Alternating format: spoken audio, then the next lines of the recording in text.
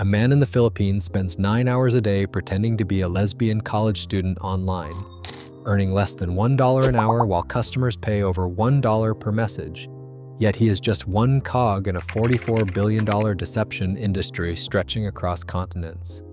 Undercover journalists documented the quotas, the brutal pay math, and the scripts that make this global scam nearly invisible. How did fake flirty chats become modern industrialized catfishing? And who really profits when both customers and workers are victims? A recruiter's message pings at midnight. The job promises easy money, flexible hours, and no experience needed, just a laptop and fast typing. Within minutes, the application is complete. A link arrives for onboarding. The dashboard loads, revealing a training portal filled with video tutorials, sample conversations, and a detailed script. Every operator must pose as a young woman, no matter their real age or gender. The agency's rules are clear: never admit you are paid to chat. Never break character. If a customer asks, deny everything. The first shift begins at 9 a.m. The screen fills with chat windows, each one a different man, each believing he is talking to a real woman. The operator's account is set up with a stock photo, a fake name, a backstory that matches the customer's city. A spreadsheet tracks every word, every message, every minute spent online. The system logs each response, waiting for the next prompt. Messages must be flirty, personal, and always end with a question. The training video repeats: keep them talking, never let the conversation die. If a client hesitates, send a compliment. If he gets suspicious, switch topics. Every detail is managed from a central dashboard with supervisors monitoring performance in real time. The delivery must feel real. After 2 days, the pay stub arrives. For over 100 messages sent, the total is €7.85. The agency's policy document flashes on the screen. A highlighted line states operators must never reveal their employment or scripted nature to clients under any circumstance. The chat logs show dozens of conversations, each blending into the next. Some men share secrets and heartbreaks. Some send explicit photos. The operator responds with practiced empathy, following the script to the letter. Behind the scenes, notes are logged for the next shift, favorite topics, pet names, birthdays. When one operator logs off, another takes over, reading the notes and continuing as if nothing changed. This rule is non-negotiable and never negotiable. The work remains scripted. Every interaction is tracked. Every message is worth a few cents. The agency system is built for volume, not connection. For the workers, the line between fiction and reality blurs with every passing hour. A timer starts ticking the moment the operator logs in. Every message sent, every flirty reply, every carefully crafted question adds 6 cents to the total. The agency's promise of $300 a week hangs overhead, but the math tells a different story. To reach that figure, a worker must send at least 5,000 messages if every single one is paid at the maximum rate. But most days, the inbox is quiet. Some hours, only a handful of customers are online. The operator stares at the screen, typing and waiting, trying to hit a quota that keeps moving. The system is built for speed and volume. A single message must be at least 75 characters, but not too long, just enough to keep a customer hooked and the conversation going. Operators are told to work 9 or 10 hours straight with quotas set at 1,000 messages per day. At 30 seconds per message, that is 8 hours of non-stop typing, no breaks, no time to think. If the pace slips, the pay drops. If the inbox dries up, the earnings disappear. Supervisors track every move. Each shift is measured in messages and minutes. A missed quota means a warning. Too many warnings and the account is terminated with no appeal and no back pay. The promise of easy money fades fast. During slow periods, some operators make less than $1 an hour. The agency's website still boasts about flexible work and high earnings, but the reality is a grind. Thousands of words, dozens of conversations, all for a paycheck that barely covers the cost of electricity and internet. Some workers try to game the system, typing faster, copying and pasting old responses, juggling multiple chats at once. But the software flags repetition and deducts pay for mistakes. Every message is scored for grammar, spelling, and engagement. The pressure is constant. The only way to survive is to keep talking, keep pretending, and hope the next shift brings more customers and a few extra dollars. For most, the math never adds up. The harder they work, the more the agency profits, while the operators chase an impossible target day after day. Operators are assigned a digital dossier the moment their account is created. Each profile comes with a carefully curated photo bank, dozens of selfies, vacation shots, and group photos, all sourced from stock libraries or stolen social media accounts. The backstory file details everything: age, favorite music, local slang, even the name of the nearest coffee shop to the customer's zip code. Operators memorize these details, swapping a new fax if a customer moves or asks for proof. Geomatching ensures every character appears to live within a few miles of the client, making small talk about weather or traffic seem authentic. A rotating logbook keeps track of every conversation. When one operator ends a shift, the next logs in, reviews the chat history, and reads the latest notes, inside jokes, anniversaries, nicknames, and emotional triggers. The customer never notices the handoff. Some men chat with the same persona for months or even years, not realizing dozens of different workers have played the role. One case documented a customer who spent 3 years messaging a woman he believed was exclusive to him. Her replies were written by at least 8 different operators across 3 countries. Messaging templates guide every interaction. Operators are trained to reference past conversations, mimic local dialects, and never contradict previous statements. If a customer mentions a favorite movie or a pet, the operator must weave it into future chats. Every message is tracked for length and engagement, at least 75 characters, no more than 150, and always ending with a question. Scripts provide fallback responses for awkward topics, sudden silences, or suspicions. If a client pushes for a phone call or video chat, the playbook instructs the operator to invent a technical glitch or an urgent family emergency. Strict protocols maintain the illusion. Operators never reveal their true identity, employment, or location. Supervisors audit chats at random, checking for inconsistencies or slip-ups. Software flags any deviation from the assigned persona. The system is designed to be seamless, so the customer never glimpses the machinery behind the mask. Every detail, from the profile photo to the last emoji, is engineered for believability. The deception is industrial, precise, and nearly impossible to detect from the outside. Every keystroke comes with rules. Operators are required to type each message between 75 and 150 characters, never less, never more. Every reply must end with a question, no matter how tired or numb the operator feels.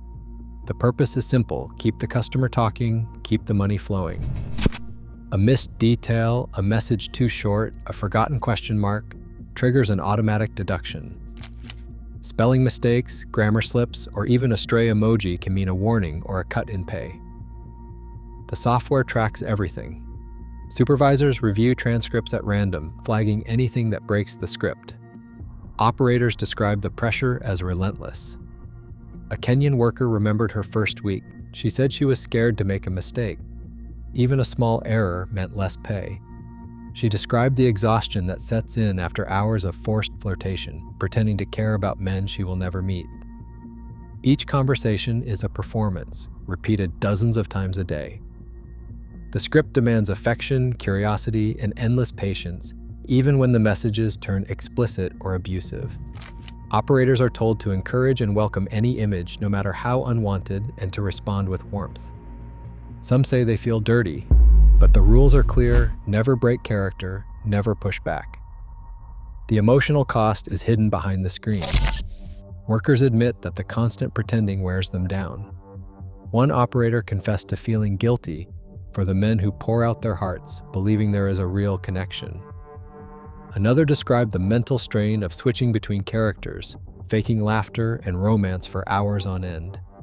There is no space to express their own feelings, only the personas. Some talk about crying after shifts, unable to shake off the things they have read and said.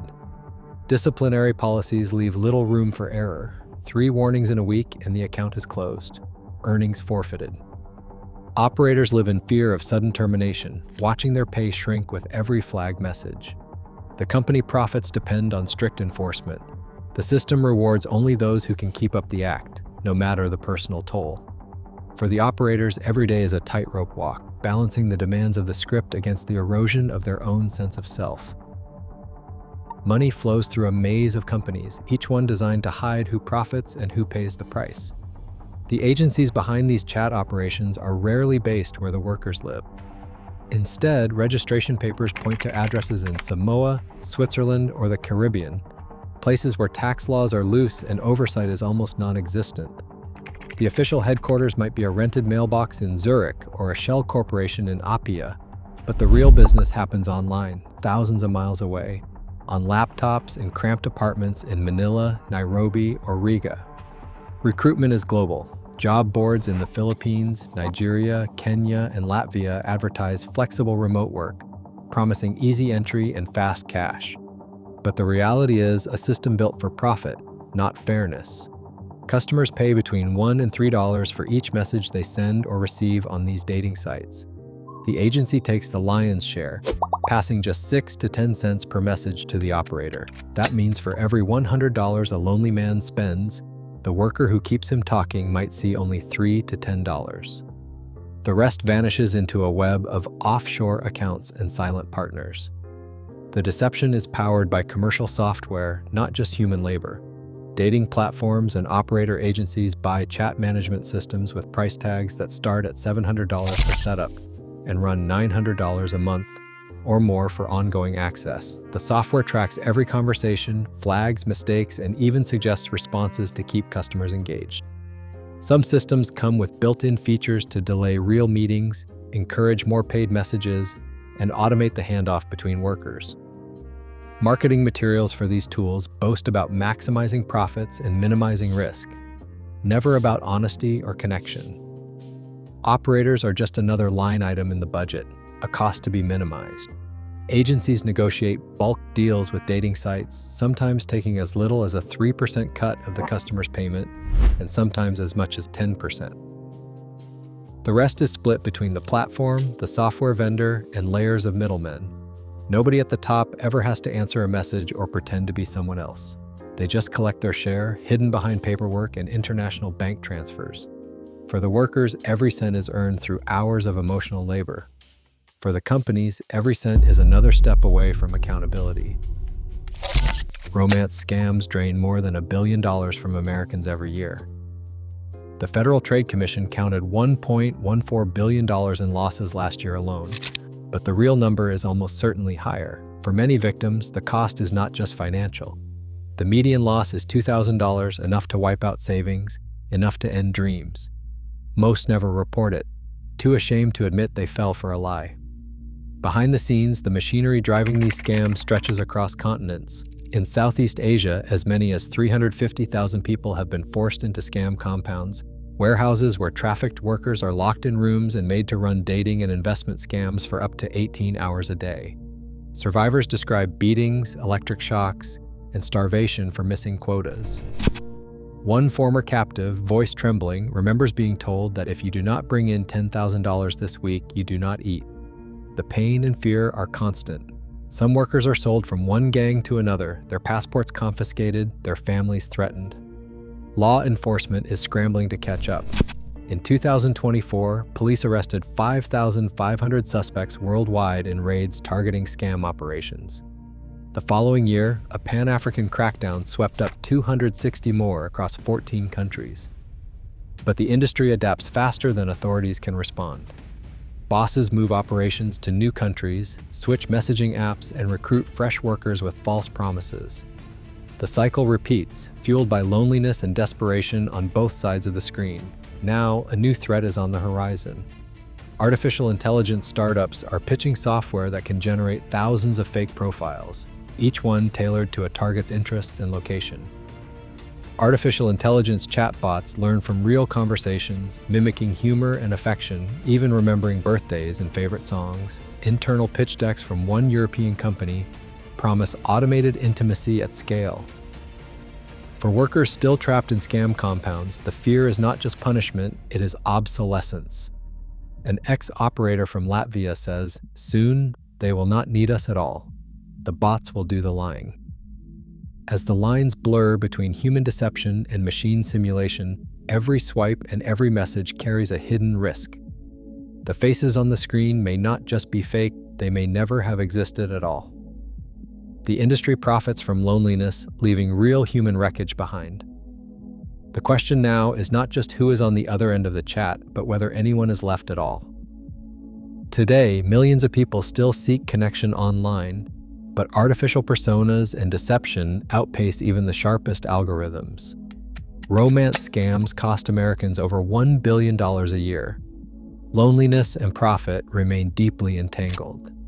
As AI learns from exploited workers, the line between real and fake blurs further.